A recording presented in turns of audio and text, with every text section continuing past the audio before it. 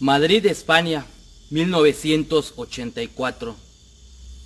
La señora Ana Alonso se encontraba plácidamente sentada en su sala viendo la televisión junto con su marido. De pronto, en aquella tarde, golpean a su puerta.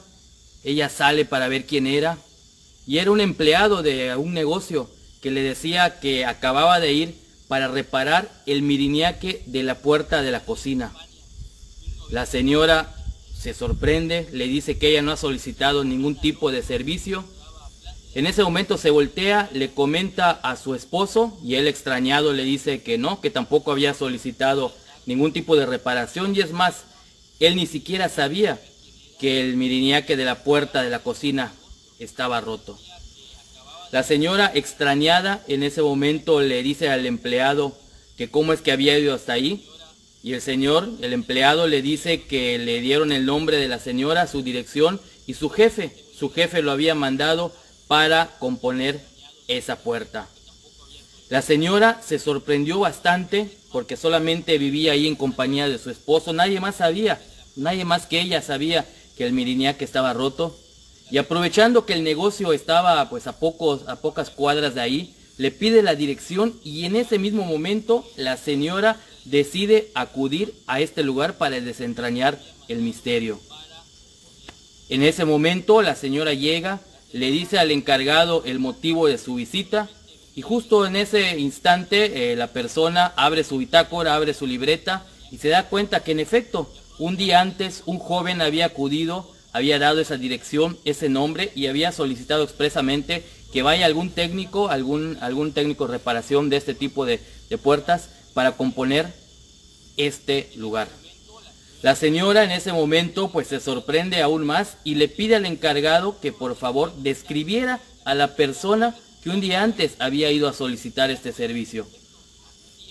El encargado recuerda perfectamente y le dice que se trataba de un joven de 20, 25 años cuando mucho, alto, de tez clara, de cabello largo, que vestía un chaleco de mezclilla color azul, y en el lado izquierdo del chaleco tenía un logotipo de un unicornio.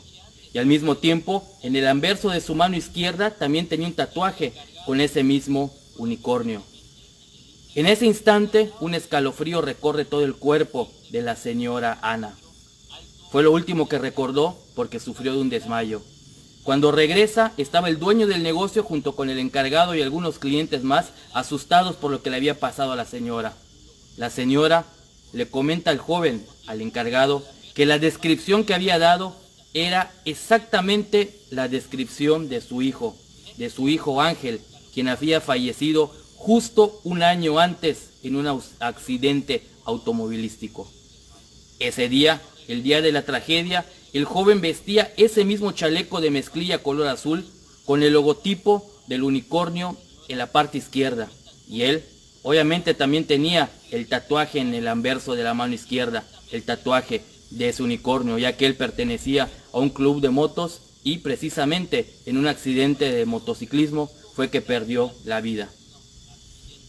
Si esto es sorprendente, imagínense lo que vino después. La señora Ana comenta que el día del accidente, el día de la tragedia, por la mañana muy temprano, su hijo estaba fumando en la cocina y de forma accidental pegó el cigarro al miriniaque de la puerta de la cocina y levemente lo rompió. Y ante la molestia de la madre, el joven le dijo que perdiera cuidado, que le prometía que al día siguiente por la mañana buscaría algún técnico para reparar su puerta.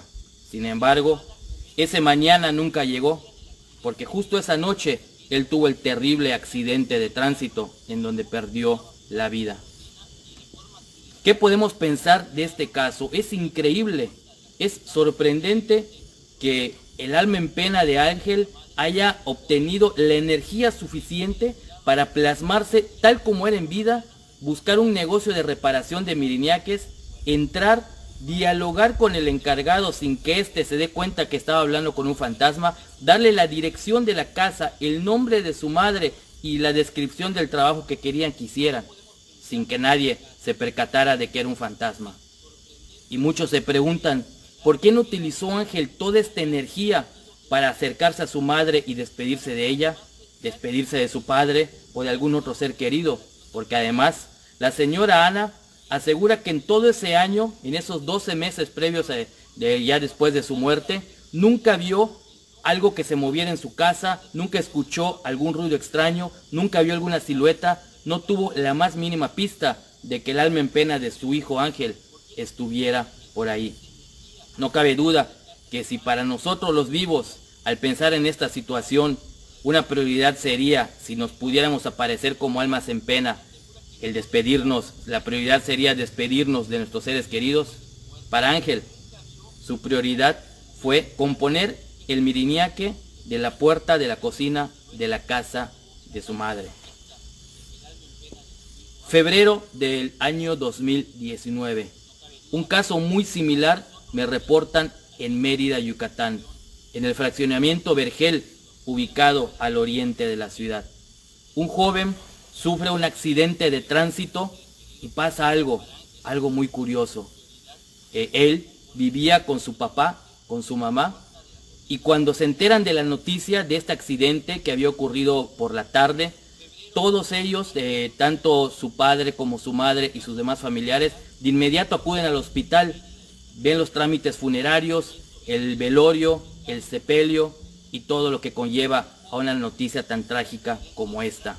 Sin embargo, al día siguiente por la madrugada, cuando ellos regresan devastados ante la muerte de su hijo de apenas 19 años de edad a su casa, abren la puerta del cuarto porque iban a buscar unos papeles y se dan cuenta que el cuarto estaba perfectamente acomodado. Sus libros, sus revistas estaban en los libreros, su ropa sucia en el cesto acorde a como normalmente lo ponía, su ropa limpia perfectamente acomodada. ¿Qué tendría de extraño todo esto? Este matrimonio me comenta que por años su hijo era un perfecto desordenado, siempre mantenía su cuarto literalmente como un chiquero. Su ropa, la basura, la comida de semanas permanecía tirada en el piso, todo en completo desorden.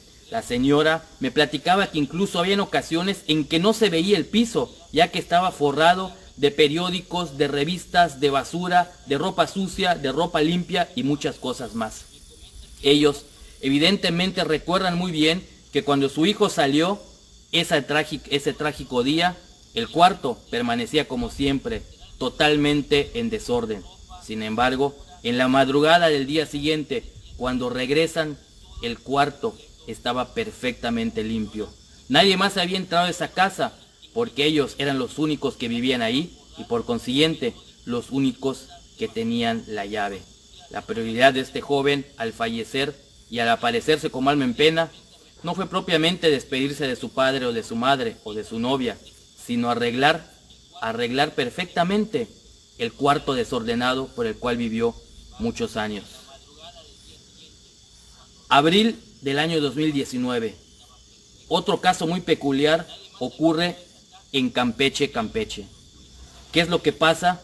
Un joven de 21 años de edad fallece en un trágico accidente automovilístico y los papás, obviamente al recibir la noticia, acuden a ver todo lo que había ocurrido.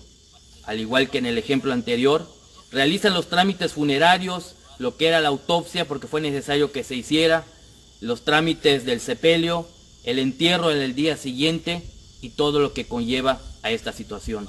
Sin embargo, cuando ya tenían más o menos 12 horas fuera de la casa, al papá se le ocurre regresar a la casa porque necesitaba unos papeles de su hijo y además recordó que sus mascotas, sus dos perritos, no les había dejado nada de comida en la mañana. Regresa a su casa, agarra los papeles y para su gran sorpresa se da cuenta que los dos platos que tenían sus dos perritos estaban llenos de croquetas. Algo que le sorprende en demasía, porque él recuerda perfectamente que la noche anterior su esposa había ido a comprar croquetas, ya que no habían en la casa, y no había abierto la bolsa grande, la había dejado en la alacena de esta casa. Nadie ese día por la mañana les había dado comida a los perritos. Solamente ellos dos, junto con el hijo que había fallecido, vivían en esa casa. Los perritos eran muy queridos por el papá y la mamá.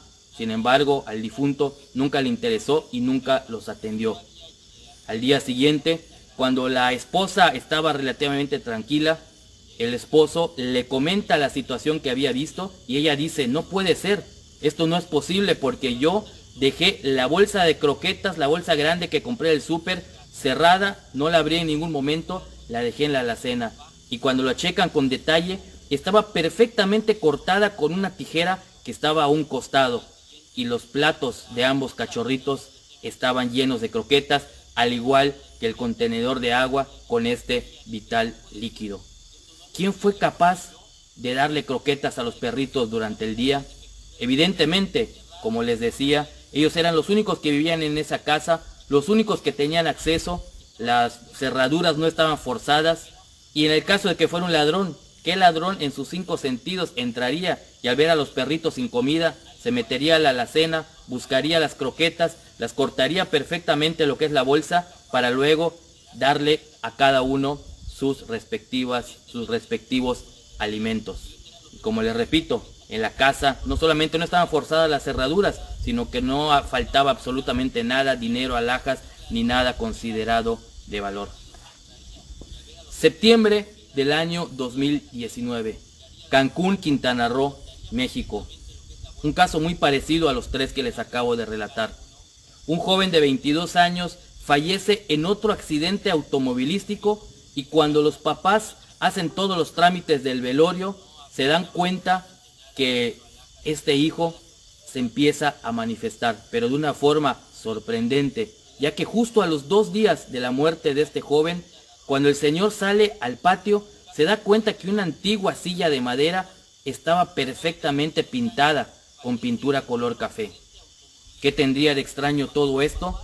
Que por meses previos a la muerte de este hijo, que de cierta forma era muy desobligado a juicio de sus papás, pues por muchos meses le había pedido el padre a su hijo que pintara esa silla, que la lijara y que la pintara con una pintura vinílica que estaba ahí a un costado. Él evidentemente nunca lo hizo. Eso incluso le consta al papá el día de su muerte, ya que en la mañana, antes de que recibiera la noticia, él estaba en el patio trabajando en otras cosas y vio perfectamente, está totalmente seguro de esto, vio la silla totalmente arrumbada, la pintura a un lado y evidentemente la silla sin pintar. Al día siguiente, o mejor dicho a los 2-3 días, cuando se dan cuenta que la silla está pintada, no les cabe la menor duda que se trataba del alma en pena de su hijo, que regresó desde el más allá para pintar esta silla.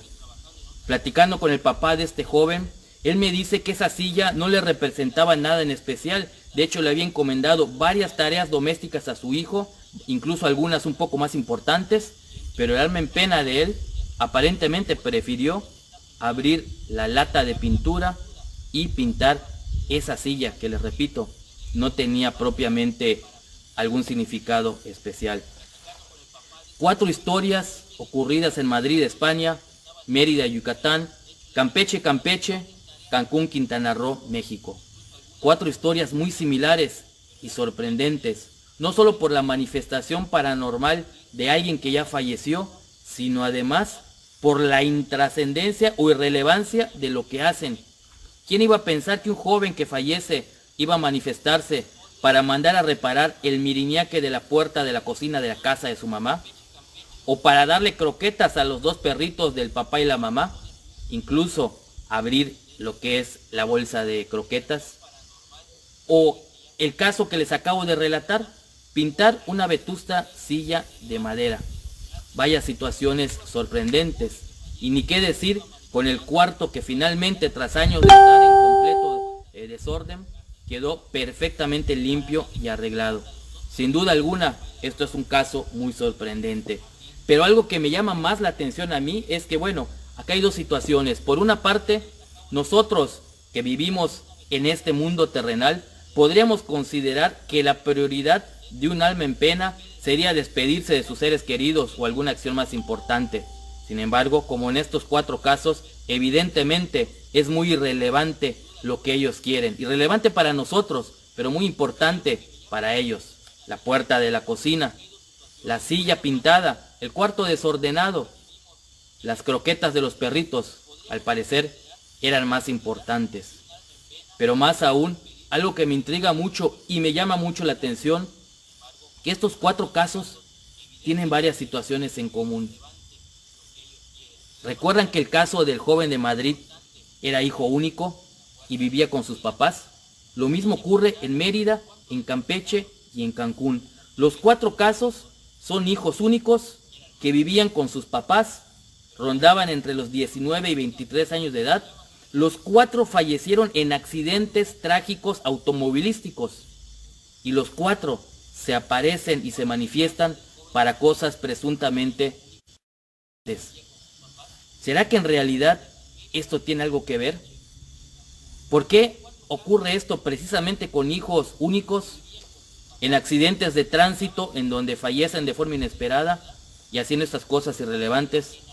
Este sin duda es un enigma sin respuesta, un enigma que tarde o temprano vamos a intentar descubrir. Espero que este video te haya gustado, espero que lo compartas, espero que me platiques tus experiencias y también espero que te suscribas a mi canal de YouTube, Jorge Moreno Misterios. Muchas gracias, Jungla Paranormal, y nos vemos en el siguiente video.